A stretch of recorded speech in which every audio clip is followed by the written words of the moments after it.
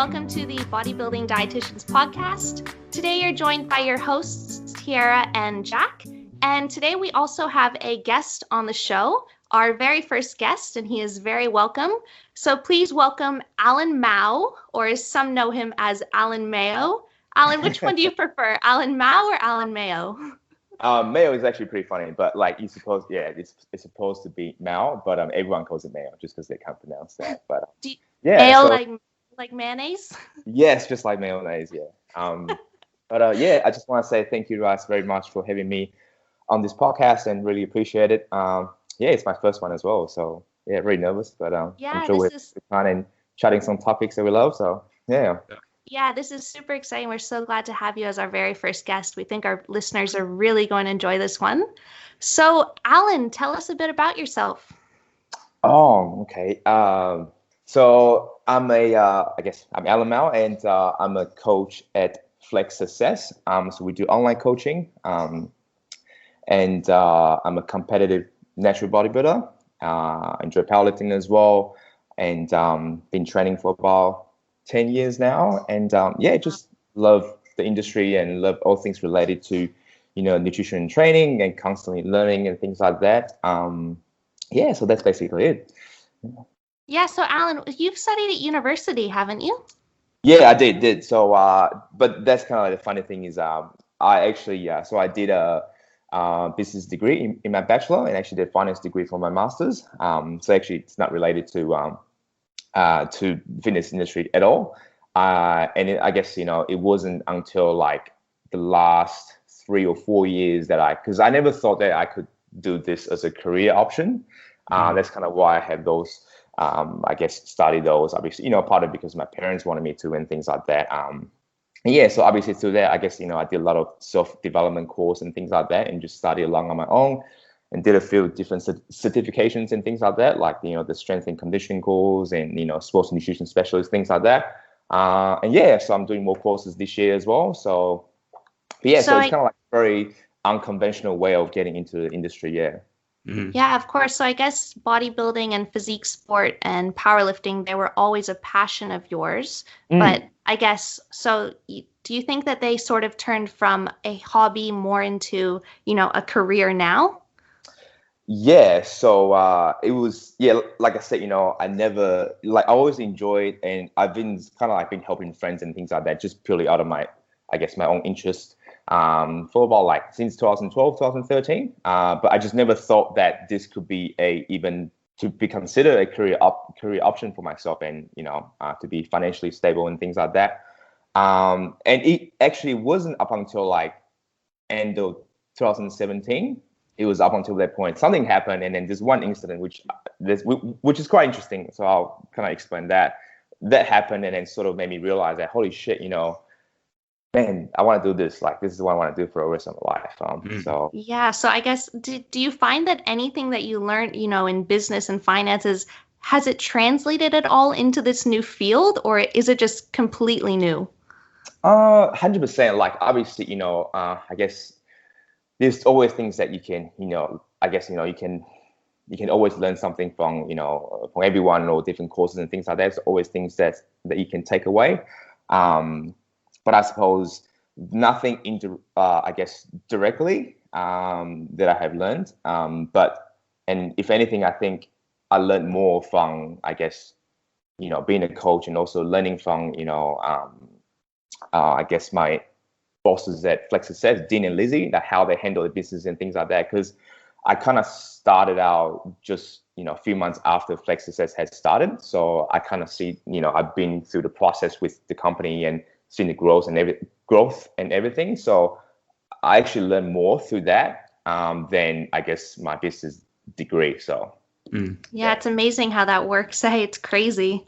Yeah, something that we haven't actually covered yet is people are probably wondering how we all met. So Allen was training at UQ, which is where Tyarra and I both train, and I guess we sort of just started talking, and I noticed that Allen was helping young bodybuilder called Garrick Senki, who competed in 2016 and 2017, and I approached Allen around at the end of 2017 about my competition, and yeah, he was my coach for my 2018 season A comp season. So yeah, and yeah, Alan, you actually coached quite a few people at UQ, didn't you? You even helped Liam with his prep quite a few years ago, didn't you? So that's actually kind of, I suppose, I guess it's kind of where it started. So it was back in 2013. So it was kind of like my, when I did my first comp.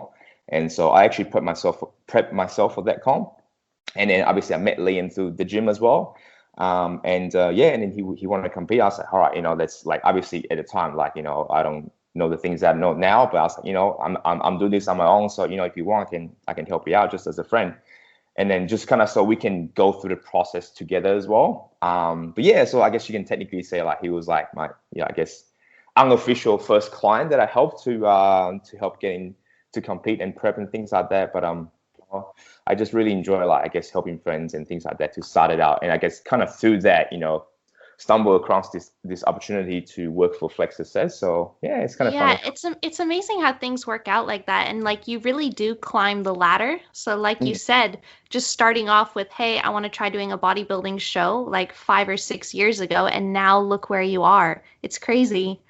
So as going way back, so you said you've been in this industry for 10 years now.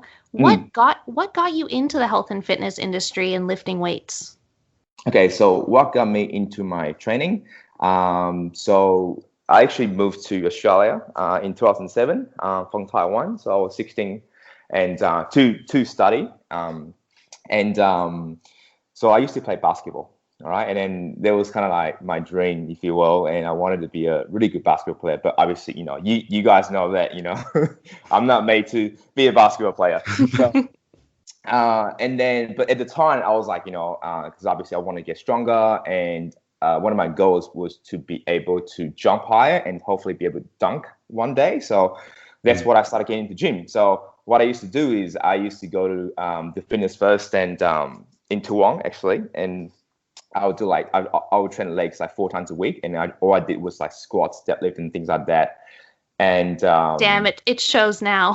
I know. So it's kind of funny, right? Because most guys get into training, they want to impress girls or whatever. They want, that's why I train the upper body, the bench press, and all the beach muscle and things like that. But for me, it was kind of like the opposite because I suppose I didn't care for my physique at the time. I just want to get like strong, and I want to obviously be able to jump higher. And yeah, I remember I used to. It's kind of funny because I think the heaviest dumbbell at the time there was 45 kilos. And I remember I was like maxing out on those, like doing Bulgarian squats. But at the time, I couldn't even bench 40 kilos. So my workouts would be like leg workout, and I'll finish up with some like push-ups and some, and some pull-ups. So you were like the exact opposite of someone who goes to the gym and has chicken legs. I'm like literally the opposite, right? And from there, and then obviously, you start seeing the results and things like that. And then I start seeing the changes. And that's kind of when I started falling in love with bodybuilding, I suppose. And then obviously, I set a goal to like, obviously, I want to compete one day. Actually, initially, I wanted to compete as a junior. But I actually never made it. I didn't compete till I was 23 years old. That is juniors for ICN. Oh, no, junior is 21 for ICN. 21 under, I think. But at the time, it was like, then I just really enjoy lifting heavy. And that's sort of through that, I got really, really fat. So, the typical, like, bulking sort of dirty bulk. And yeah, but obviously, so I saw results in the gym and things like that. I really enjoyed it. And then, yeah, I probably play basketball like twice in the last 10 years. So that's, I would like to see you dunk now. Oh man, I can't even run. Neither can I, so it's all good. Okay, so you prepped yourself for your very first show, so you didn't have a coach. Can you tell us a little bit about that? Yeah, okay. So I guess that's kind of like where it all started, right? Because I don't know have you guys ever bought like a Flex magazine? I know it's probably not. Yeah, you can probably still buy it, but have you ever bought one? No. I guess we're probably more in the age of looking up like bodybuilding.com. No, that shows my age. That's how I am. All right, so I like collect every month, right? I buy the Flex magazine and things like that. It's, I guess, you still have people say that. So at that time, I'm like, surely there's a better way to do things, right? So I was like, why? Because I remember I was eating so many eggs in the morning just because that's what, Ronnie Coleman's supposed to be eating. And then, I just feel sick, I feel like throwing up and forcing myself to eat those things that they were eating. And then I was like, surely there's a better way. And I think pretty much, I guess, Lane Norton was like the first guy that I came across, obviously preached like the evidence-based approach and just giving out really good information for free on, I think it was bodybuilding.com at the time. And obviously through a few friends, I also know that also helped me a lot during that time, gave me really, really good information as well. And kind of from that, just to form my own so I put myself for that comp because I thought, I want to see, and also at the time I didn't actually have money to hire anyone to prep me, and I was like, well, let's see how it goes, and I guess having Lee in there to also actually obviously prepping as well kind of helped me, I guess to force me to I guess look out for more informations and find ways to help us, get there. It's kind of all started out there, but so did you guys compete in that show together?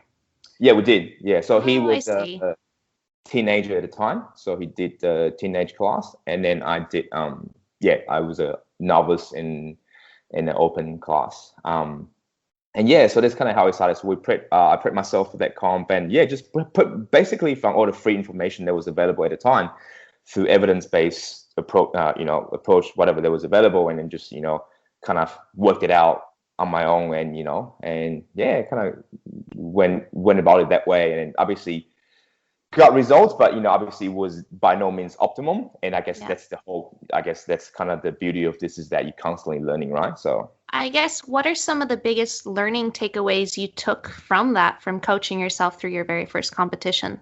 Oh, it was I think so for that particular comp,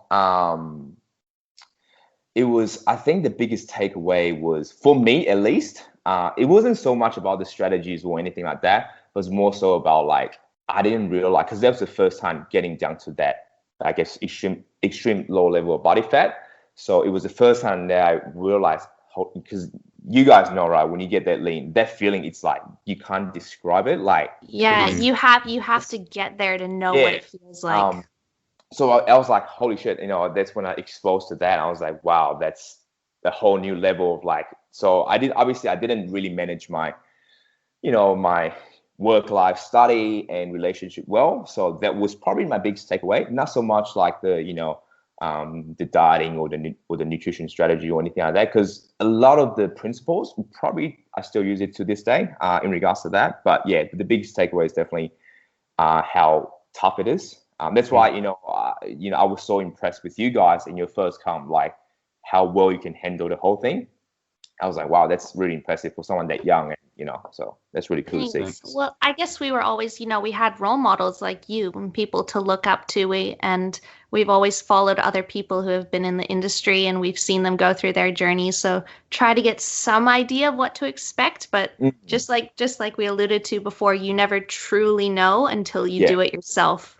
No, I was gonna say I think Jack was from 4 weeks out or something, I'm sure because you guys were both prepping, so because you were living through it at the time, so you can't really see that from a I guess different view, like from a third person's kind of view. So you didn't realize that it's you guys become more distant, and things like that, just without even knowing, and then. It's kind of like after the comp, and when you start eating more and you're feeling a little bit more like yourself, then you can see, holy shit, I can't believe that's how I was feeling at the time. It was you just really get into a state of tunnel vision, and you're just so focused on minute things each and every day, just trying to tick those boxes. And I guess having our master's degree and placement thrown right in the middle of it, and late nights of work, that was pretty crazy. Yeah, I think we talk about it quite a bit. We look back and we're like, holy shit, like we actually did all of that. I remember my supervisor at my hospital was approached me like in semester 2, so after prep, and she said, "Wow, you're a different person." So You know what? My supervisor pulled me aside and she said, Tyarra, I just want to make sure, are you getting bathroom breaks? Because because you know when you're losing weight, you have to go pee like 50 times a day. Plus, you know, to keep yourself satiated, I drink a lot of tea. And I'm like, oh no, you know, of course, you know, I'm just I'm doing a bodybuilding competition prep right now and I'm losing weight and my bladder's just always going. But I'm like, yes, don't worry, I'm definitely getting bathroom breaks. That's pretty funny. But yeah, like I remember you know, you were like closing the gym at 11 o'clock and then open up the gym like 5 o'clock. And then while starting a master's degree, I'm like, because I look back to when I did my first comp, like I could barely even handle like, you know, just walking out of the house without falling and things like that. I was like, oh, that's really impressive. So it's awesome. Thanks. Okay, so Allen, so you competed in 2013 for the first time. Yep. So after that show, what are some goals that you set yourself for moving forward? Because clearly you enjoyed the process, you wanted to do it again, but how did you like tackle that? So after the first comp, obviously, because I actually had a goal to compete in the national show actually after that one, and I actually booked my flights to Melbourne. It was like the following week, but pretty much after the comp, I guess that's also my first experience with, like, I guess you can call this binge eating, and I guess negative relationship with food and things like that. Even though I guess, you know, I was eating variety of foods throughout my diet using the flexible dieting approach, but still, I guess, you know, I just, you know, psychologically I was kind of, you know, not in a good place, and then pretty much completely blew up that night. So I canceled my plan to compete at nationals. And then so that was my goal after coming off 2013 season, was to, okay, I'm going to compete in 2 years' time, and this time I'm going to do more shows and do nationals and plan everything out. So that was a goal, and I guess the off season just kind of worked towards that. So after that, when was the next? Because did you compete again between 2013 and 2017? Yes, so I did season A in 2015. So I did a few shows, and so I did the Brisbane Classic. It was IMB at the time, and then Tropics. So went up to Townsville and Nationals. And at the time, I also helped, I guess, prepped two of my good friends. One is Harris, who's still, I'm sure you guys know Harris as well, who is still a client of ours, and another friend called Jesse, who used to train at UQ Gym as well. And they both did really well. And I guess it was kind of from that season, I guess I did pretty well as well. And that's kind of the time where Dean and Lizzie kind of started Flexor Sets, and I knew them through work. And that's pretty much how I sort of got onto the online coaching space and stuff as well during that time. Great. And then I know that you set yourself a big goal, which you did set out to achieve after that competition season. So then what was that? And yes, tell us about that. You know what I'm talking about. So I competed again in 2017. So actually, sorry, let's go back to 2015. So I guess I won my class, and then I came second in one of my open class in Brisbane, and I went to nationals in 2015 and came second in the class. So my goal was to come back in 2017 and, you know, obviously to win. Then 2017, so that's the last season that I did. And I did actually 4 shows, and then I think I did pretty well for that one. I'm really happy with the physique that I put together. And I guess, you know, had a bit of a success at the start of the season in 2017, winning a few classes and I guess a couple of overalls as well. And I was like really excited. I was like, you know what, I'm gonna go to nationals and I'm gonna try and win this, you know. And apparently it didn't work. Unfortunately, it didn't work out that way. Obviously, you know, a few mistakes and things like that I learned. So so that's the goal that I'm gonna work towards this time. So. But yeah, for sure, definitely winning that overall. You won it in Perth and in Queensland, right? Yeah, in Brisbane, Yeah, Brisbane, sorry. Yeah, that I remember, Alan. That was the first show that Jack and I ever went to, and we saw you and Garrick on stage, and that was Yeah. just so exciting. I remember you, Jesus, on the stage when you would flex your legs. Like I turned to Jack and I'm like, we need to get out our anatomy book. I don't even know what muscle that is. Like, what the heck? Muscles, plural. No, yes, there are many muscles, but I mean, like the insertions and like the details, it was crazy. I didn't even know legs could look like that. Yeah. Yeah, I just had no arms. So, but that's kind of funny, right? So let's go back to the point. You know how when I first started out training, and all I did was legs. So I guess it kind of worked out.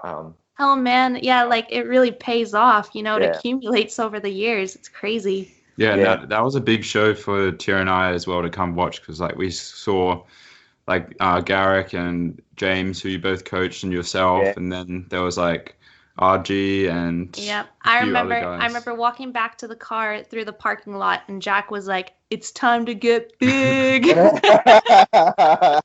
he's like, "We gotta compete next season." So I think that's when you were pushing up to 90 kilograms, right? Yep. That's when the olive oil shots kicked in. Yeah.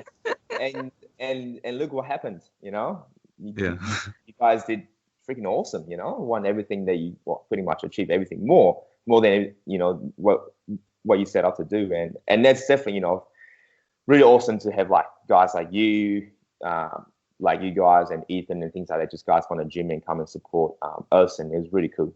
And it's really cool that obviously that sort of inspire and play a small role in you guys, to get you guys up on stage. And I think that's what this is all about, right?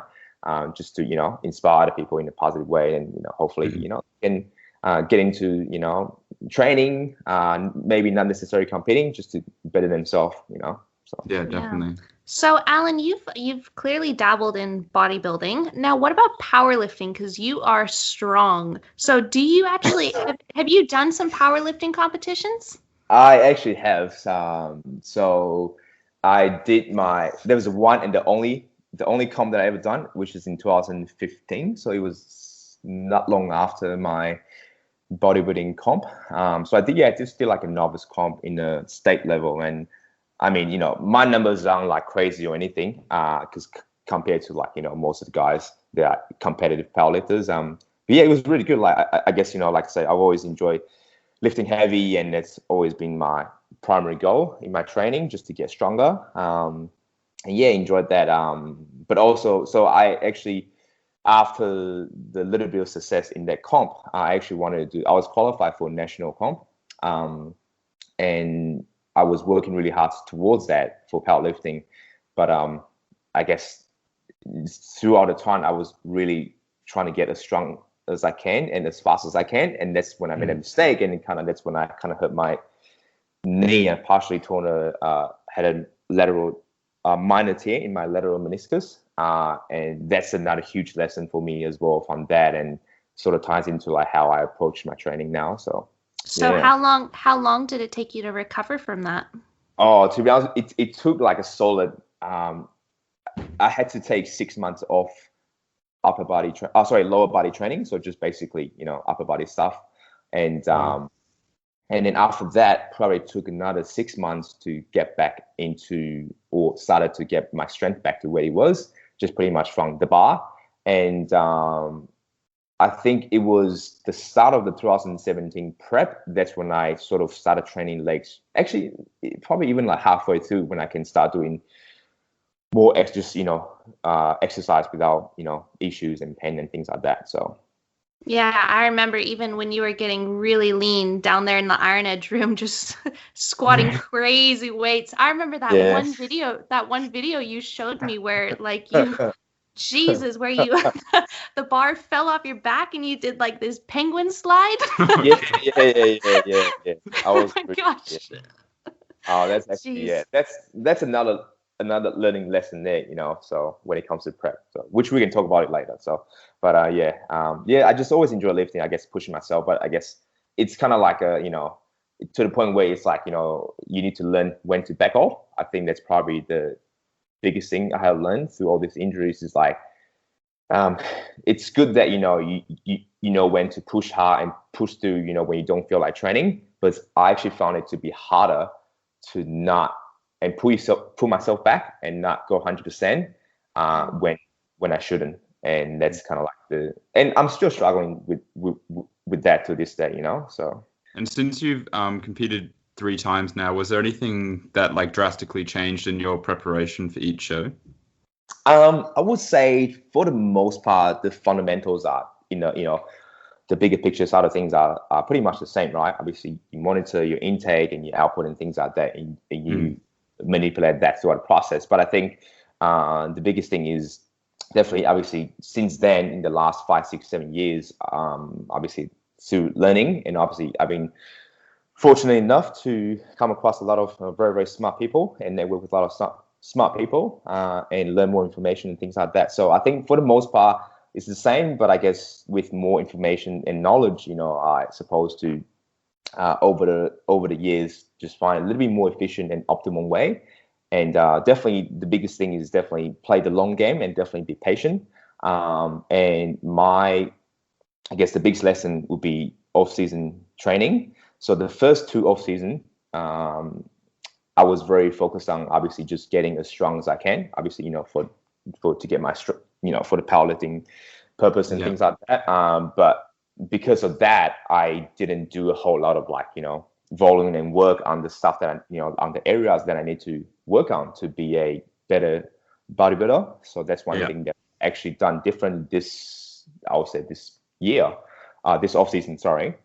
Is to not focus too much on trying to get a stronger 1 rep max and things like that, but mostly making sure obviously I want to make sure I progress with my lifts and get stronger overall, but making sure I get in the volume like my arms and other areas. So you're finding that happy medium.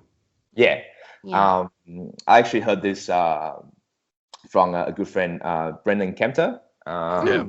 So we were having a conversation, obviously about our approach in off season and things like that. And then he said something that really stuck with me. He said when I bodybuild, I fucking bodybuild. So that stuck with me. Wow, this is a really good point. So so in my off season approach, I kind of this time really make sure I do what I have to do to bring up my physique and to be a better bodybuilder. I think that's gonna be the goal for me if I was to try and be a better bodybuilder. So give us a bit of insight. So where are you like right now in your off season, in your improvement season, and what are your current plans and plans going forward? Yeah. Okay. So it's about a year and a half since I last competed, and body composition wise, I think I'm around 95, 96 in the morning. I guess my approach has been pretty relaxed for the last year and a half or so, just because work and travel and things like that. Obviously, that's not a good excuse, but I guess I set myself these are the minimum requirements that I have to do each week. As long as I hit those, I'm good. Actually, I think there's probably one thing that I would say is my approach is also different this time, is that I don't think about training and dieting as much. I don't think about it 24/7 anymore. I just do what I have to do. I have a plan there, and sometimes I'll miss sessions, or if I have to reschedule my sessions, I'll be okay with that because of work or whatever, or spending time, with my girlfriend and things like that. But in the past, off season, I'll be like, okay, if I'm training late today or I'm training, push tomorrow, whatever, even though I'll just make sure that's my main goal for the day and get it done. But I think, as you have more responsibilities and things like that, it can get in the way. And I think I'm learning to be okay with, be a little bit more flexible and a little bit more relaxed and just prioritize what I need to focus on. And then when it's time to prep, obviously then, things can slowly change over time. So I can dedicate a little bit more time to, when I want to start dieting. And the goal is, well, hopefully we'll see how we go, but, I think it's 35 weeks away from the season B. So if all things go well, hopefully I can get on stage again. So far it's been good. So, for the last 4 weeks, kind of setting myself up, I guess, prep before prep kind of thing, just tighten up and start measuring more variables and tracking my output, and things like that.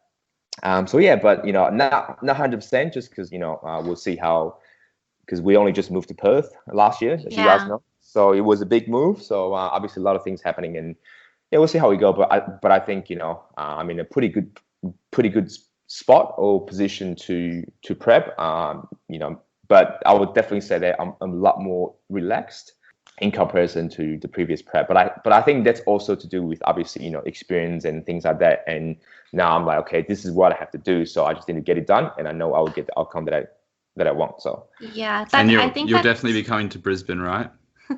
yes, definitely. I mean, sure there will be clients competing and things like that. So I'll Yeah. always be there, and we'll catch up, and I'm sure I'll see you guys around. Damn, So that'll be because Jack and I will most likely even have clients competing in season B. yeah, So we'll all be back there as coaches and I you as a know. competitor. That's what I love, like, and that's really, really cool, like, to see, you guys, like, that's really awesome to me, like, the people that that you helped in the past, and now they are, like, helping other people as well. That's really cool. Yeah, that's what I love about this industry. Just I Yeah. think the majority of people are just so supportive. It's wonderful. Definitely, 100%. But yeah, something in terms of prep, something that resonated a lot with me is, among many things, is the a constant reminder that you told me was like the two factors under your controller is how lean you get and your posing as well. So Yeah. and I think a lot of people tend to think about, oh, I definitely thought about this, and I'm sure both of you got sick of it, but I was like constantly saying, oh, am I going to be big enough, blah, blah, blah, comparing myself to everyone else. But really, it does just come down to, you can get lean enough, and you have time to work on your posing as well. So Yeah, like you could have the biggest legs on stage, but if you don't know how to turn them on, like you're stuck. Yeah, 100%. And that's one thing that I think, posing especially, I think that's one thing that most people don't focus enough on. Guys, you spend like 20 plus weeks on your diet, on your nutrition and your training. You spend so much time and effort in the gym and outside of the gym, but you never see anyone, you rarely see someone spend just as much time in their presentation. And if you think about it, right, your presentation on stage, it's kind of like I don't know if you want to call it your athletic performance or whatever as a bodybuilder, right? Because that's literally your time to perform. Like, if you're a sprinter, your time to sprint 100 meters when it's time to go, and that's kind of like present your physique that you have put in 20 plus weeks into, and get on stage and present that. So someone could be bigger, leaner, or have a better symmetry, but if they can't present that or hold it or have the endurance to hold those poses or show their condition, then because the judges can only see what you present at that particular time, and especially when there's a huge lineup, right?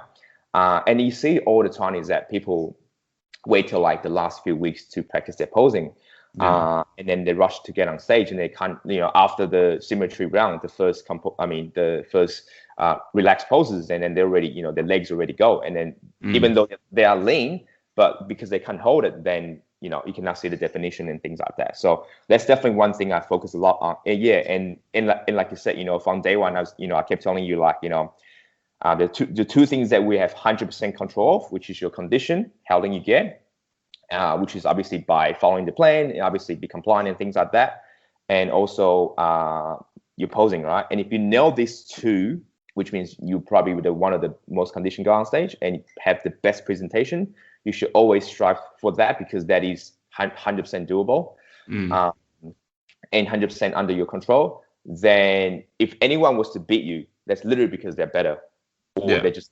genetically. It's in the judge's control, basically. The rest is in their hands. Yeah, exactly. Then you can walk away like, I literally done everything that I can, and so if someone was to beat you, they've got to be better, and then you can't be upset at that, right? So exactly, yeah. Of course. And also, so you put such a large emphasis on that. Would you say, have you always put a large emphasis on posing ever since you first competed in 2013? Or do you think it's is it perhaps a lesson that you learned? Or so have you always been very hyper focused on posing?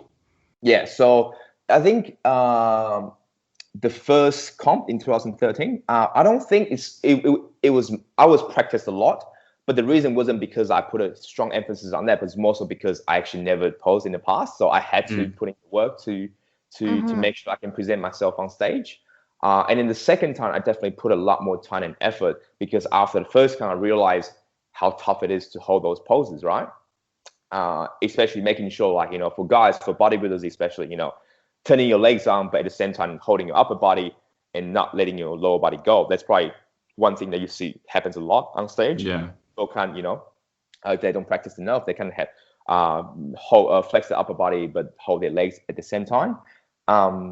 So the 2015 season definitely put a lot more work, but I would say posing, that's because I actually went to see Peter Harwig. So he's one of the best, I guess you can say, poser and presenter in Australia in bodybuilding. And then because I'm like, okay, obviously nutrition and training, now I need to work on this to be a better bodybuilder, right? So I kind of had that mindset of like, I want to make sure I nail this 100%. Goes back to that point of like, because that's something that I have 100% control of.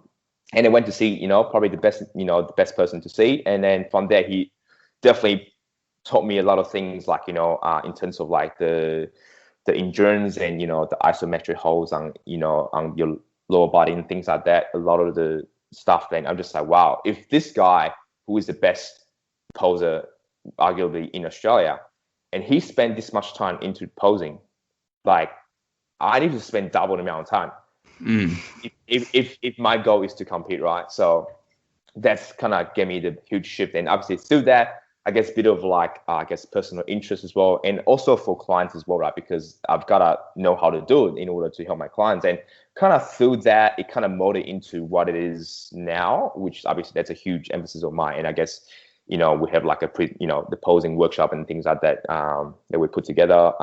And I think, obviously I love that as well. So yeah. Has that all been, have you finished that now, the posing workshop with Dean? Is that, I thought you were making a ebook or something out of that as well, were you? Yeah. So all the ebooks are done. So essentially, basically with all the new clients coming on board as a competitor for competition prep. So part of the service they will get now is obviously the posing ebook, but also the regular online workshops, and then they can also book in for online consultation. So I guess, that's one thing that we work really hard on, because how important posing is. And, if you just through online coaching, a lot of times it's hard to, translate those things that you want the clients to do through words and things like that. So having those workshops and consultation definitely helps. So yeah, just to, I guess, to bring, coaching a little bit more personable, and also bring more, help clients with the posing. So yeah. Okay, so I guess we've spoken a lot about training and posing. So let's move on. Let's move the conversation a little bit more towards diet. So we know that with Flex Success, and it even says it on your t-shirt, yes. Diet smart, not hard. So can you please explain to us and to the listeners what diet smart, not hard really means? Okay, so it's funny that you said that, because yesterday I just did a Instagram story on Flex Success page, literally talking about like the concept of like diet smart, not hard. But I guess it was like a little rehearsal. yeah, pretty much. But I sort of twisted it. So diet smart, not hard. It's kind of, obviously it's our company slogan. But essentially the thought behind that, it's, in this, I'm sure you guys know this as well, in the in fitness industry, you see a lot of people, there's tend to be this stigma of like, you need to suffer, you need to apply heavy restrictions, and, things like, you have to eat clean, whatever that means. And, carbs are bad for you, sugars are bad for you, just whole, a lot of this diet approach, or like, you have to drink shakes only, or detox, or all that sort of stuff, right? Which they all require heavy restrictions. So kind of like, you have to have this stigma of like, you have to, do lots of cardio or starve yourself in order to achieve a certain body composition goal. But you guys know, and I know that that's not true, and then obviously the idea behind diet smart, not hard, is to, not only help our clients to achieve a sustainable results, and also so that way they don't have to go through this restrict and binge cycle or this yo-yo dieting ever again. And also obviously educate them on giving them the knowledge and tools that they have, so that way they can have the ability to do this for the rest of their life, and they never have to go through this heavy restrictions or, dieting hard for the sake of dieting hard ever again. So yeah, that's kind of like where the diet smart not hard coming from. And for a competitive standpoint, so yesterday, that's kind of what I was talking about is, again, there's definitely this stigma of, like, I guess more of what you can call it bro science, right? That you have to suffer. You have to suffer.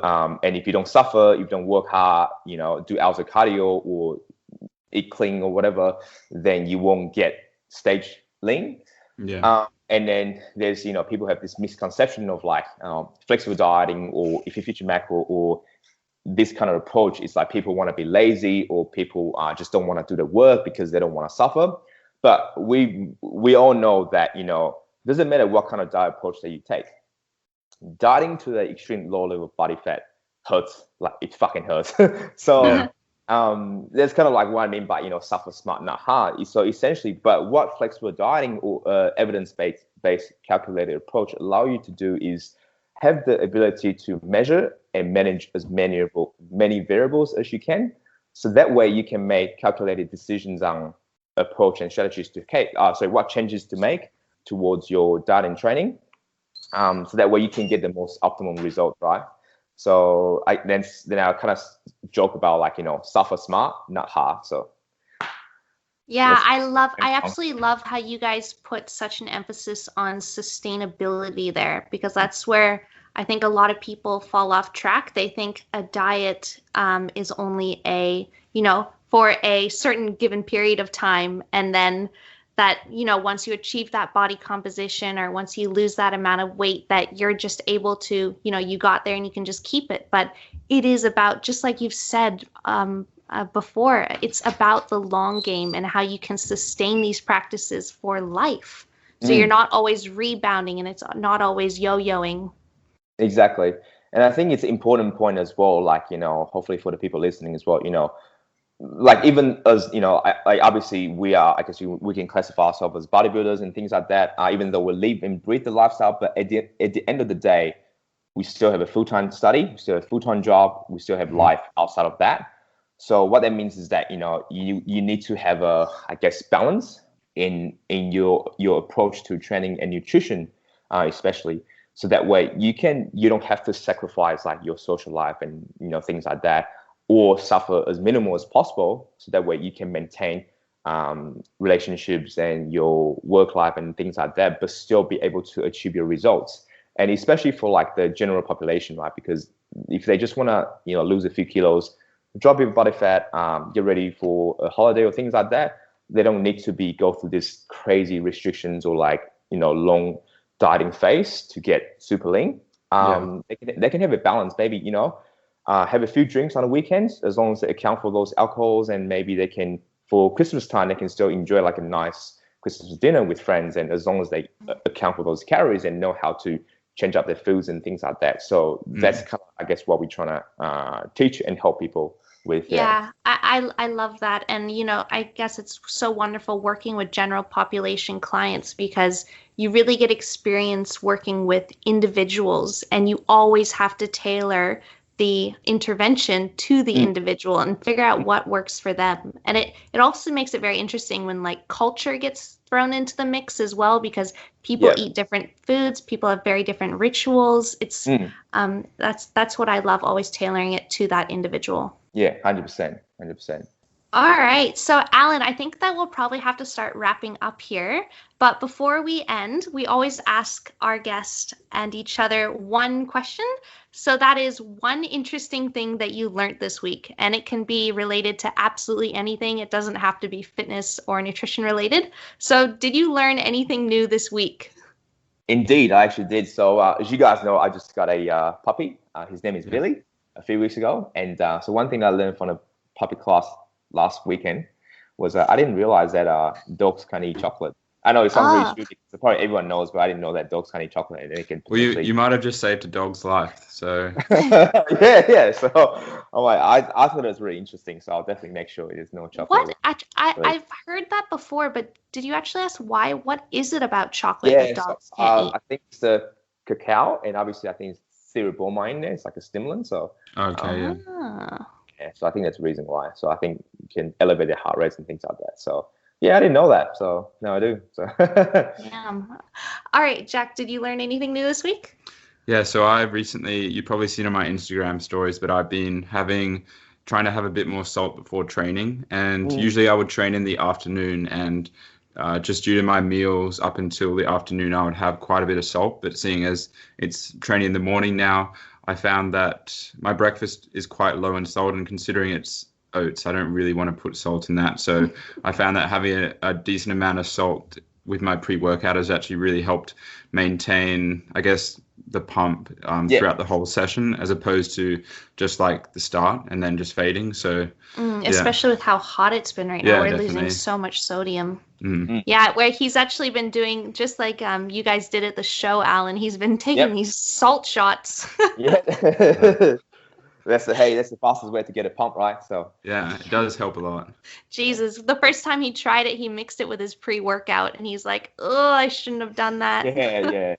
Usually shot it first, and then so yeah. All right. Okay. So I guess one thing I learned this week is on Monday I had to get a vaccine because Jack and I are going to Thailand in just a few weeks now. Nice. And I don't want to die over there. So I got a vaccine for hepatitis A and typhoid. And I went to the doctor in the afternoon, and I wasn't actually expecting to get the vaccine that day, but I trained upper body that morning, and I got a bit of a delt pump, and then I got the vaccine put straight into my shoulder like a few hours later, and I still have DOMS, man. Like, it's still swollen, my left shoulder. Crazy. Yeah, it hurts. And Jack has to get it too, and I'm like, do not get it on a day that you train upper body. Like, holy shit. I should have told her. I was like, man, I just trained shoulders. Like, can you put it in my forearm or something? There's more scar tissue there now, so a little bit more growth, a little bit bigger delts. Jesus. Should have got it in your glutes. Yeah, I should have got it in my glutes. But they would have been imbalanced. Yes. Still natural. It's just a vaccine, I swear. All right, so thank you so much, Alan, for coming on our show today. Before we sign off, where can people find you?